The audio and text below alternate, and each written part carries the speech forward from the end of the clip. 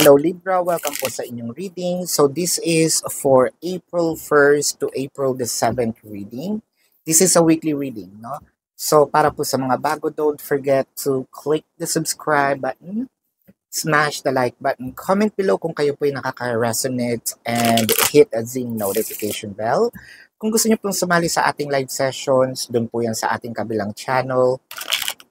That is Babaylad TV. No, yan po ang ating unang channel catered for our international audience. Nagla-live tayo doon, so pwede kayong sumali, no?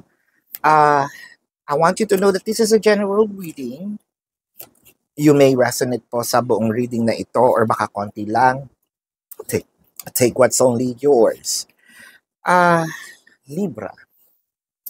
Medyo napapagod na tayo to a point na medyo nawawala itong passion natin sa ating ginagawa or dito sa energy na ito. Para sa bago, sa mga bago, kaya ako tinatawag na energy dahil pwede itong opportunity, pwede itong event, pwede itong tao, no? So kasi ang taas-taas ng passion natin, ang taas-taas ng, ang laki ng expectations natin. At first, medyo mapagbigay naman. I think nangyayari to, kung ito'y relationship reading, nangyayari ito doon sa mga singles, sa mga crushes, no labels. I think sa lahat ng stages in a relationship, marriage, and a third party.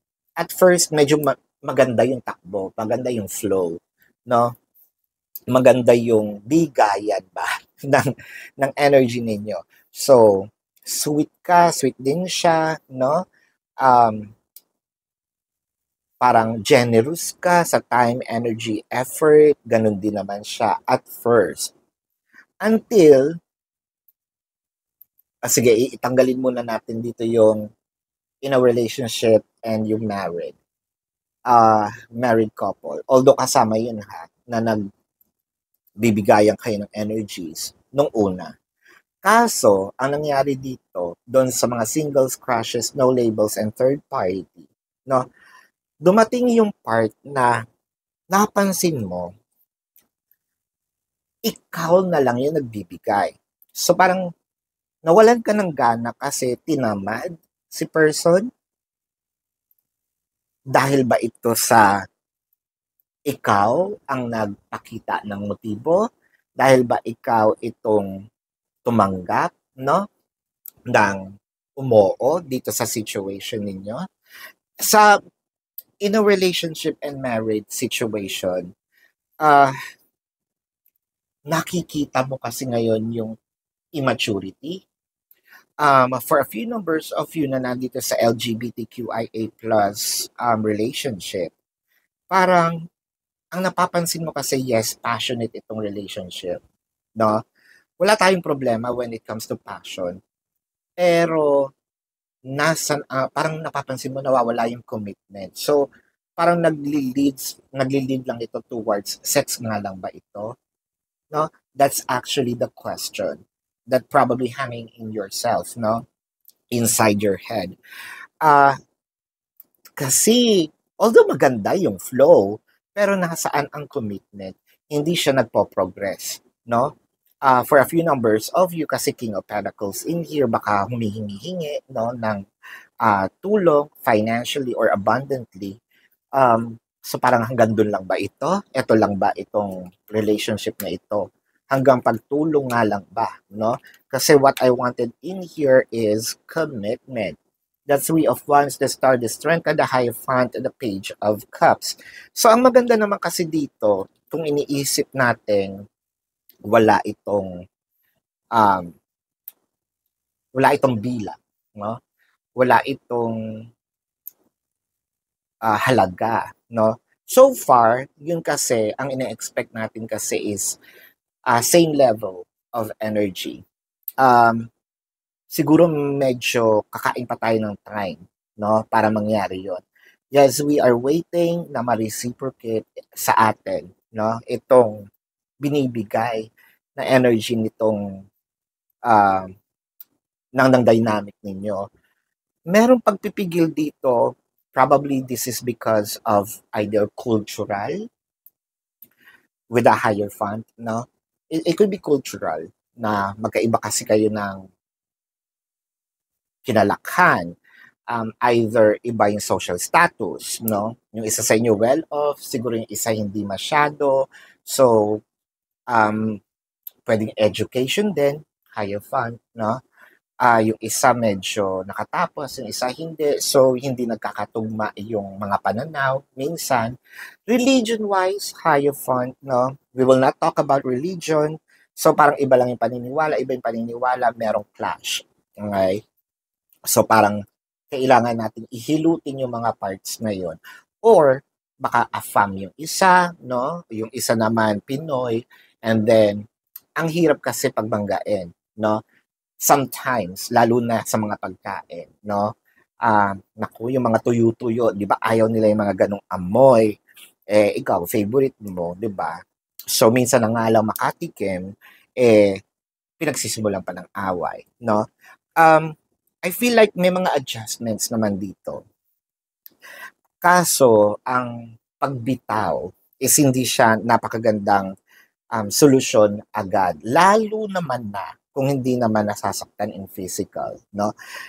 Um, Ngayon kung nasasaktan ka in physical, that's another story, no? Yun kailangan na nating sigurong bitawan because nobody deserves to be hurt in a physical manner. Kahit emotional, sabi nga nila, di ba?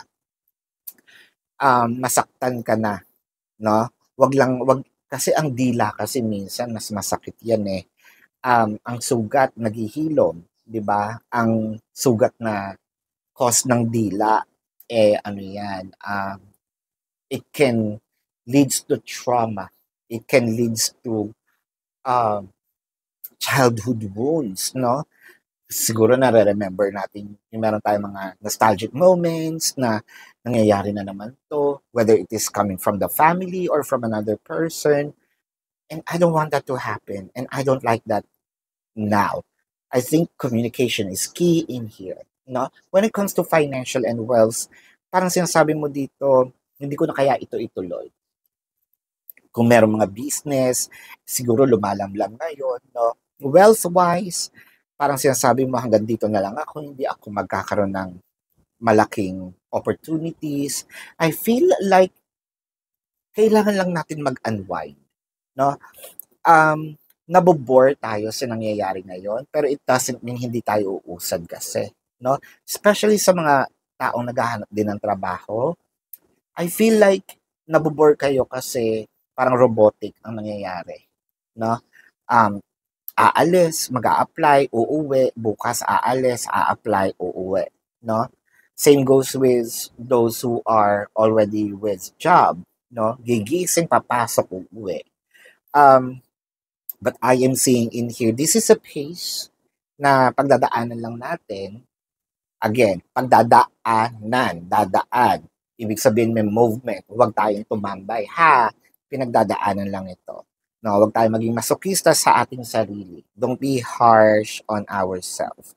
No, let's check the zodiac sign of this person. Pero bago po yan, gusto kong ipaalam sa inyo na doon po sa ating kabilang channel, Babaylan TV, doon po tayo nagla-live. No? So, pwede kayong sumali doon para makapagtanong. Kung hindi nyo po naaabutan, pwede naman kayo magtanong dito sa ating comment section as long as yung question po is answerable by yes or no. Pero, kung hindi po kayo papatulugin ng yes or no, nasagot lang, dumiretso na kayo doon sa ating website. Sa description box ng video na ito, there is a link. Click the link, you will be routed to my website na doon po yung information, name, number, QR code, amount per question for your reference, no? Take advantage of the 4 questions plus 1 dahil discounted po yun. And if you want to book a private reading, na doon din po siya. Might as well, sumali na kayo kasi malapit na yung April 1st, pumunta kayo ng Facebook para manalo ng free personal reading, no? April 1st, i-announce ko po kung sino yung winner. No? So let's check the zodiac sign of your person. I'm seeing Sagittarius, Virgo, Aries, Pisces, Scorpio, Taurus, Capricorn, Leo, Aquarius, Cancer. Yan. So this is your reading. Love and light. Namaste. See you po, no, sa susunod na readings. Goodbye.